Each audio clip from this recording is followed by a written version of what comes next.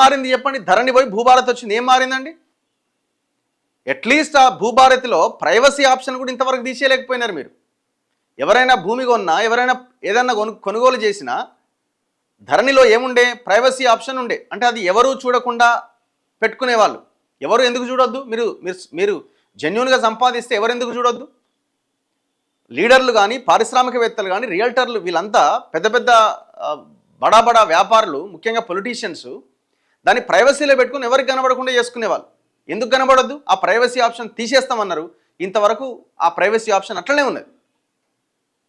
సాదా బైనామాలకి పరిష్కారం దొరికిందా? అసైన్డ్ భూములకు పరిష్కారం దొరికిందా? కబ్జా అయిన వేల ఎకరాల భూములకు పరిష్కారం దొరికిందా?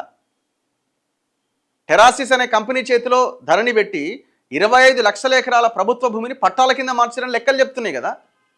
ఎన్ని లక్షల ఎకరాలు వెనక్కి తీసుకున్నారు? ఎన్ని వేల ఎకరాలు, ఎన్ని వందల ఎకరాలు వెనక్కి తీసుకున్నారు? పోయిన గవర్నమెంట్లో కోకాపేటలో ఎకరం 100 కోట్లకు పోయిందని సంకలు గుద్దుకున్న కేసీఆర్ను చూసి ఆ రోజు రేవంత్ రెడ్డి ఏంది దందా అని అన్నాడు. ఇవాళ మీరు ఇదే రాయదుర్గ దగ్గర 177 కోట్లకి ఎకరం అమ్ముకుంటా, ప్రభుత్వ భూమిని అమ్ముకుంటా మీరు సంకలు గుద్దుకుంటున్నారు. ఈ స్థాయిలో ఉంది రియల్ ఎస్టేట్ అని ఎవరికి తెలియదు. ఎకరం 100 కోట్లు పోవడం వెనకాల ఉన్న కుట్ర ఏంది? వాడు ఎకరం 100 కోట్ల కొనుగోలు చేసి ఆ ఎకరం భూమిలో ఎన్ని ఫ్లోర్లైనా వేసుకోవడానికి అపరిమితమైన పర్మిషన్ ఇస్తారు వాడికి.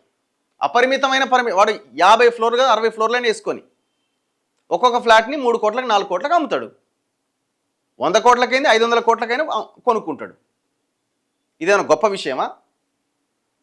అరే పోయిన భూములను వెనక్కి తీసుకొని అట్లీస్ట్ అందులో కొంత శాతం వేలం వేసినా రాష్ట్ర ప్రభుత్వ ఖజానా నిండుతుందని అనుకుంటుంటే పోయినట్టే అటే పోయినాయి, మళ్ళీ ఉన్నాయి కూడా అమ్ముతున్నారు మళ్ళీ.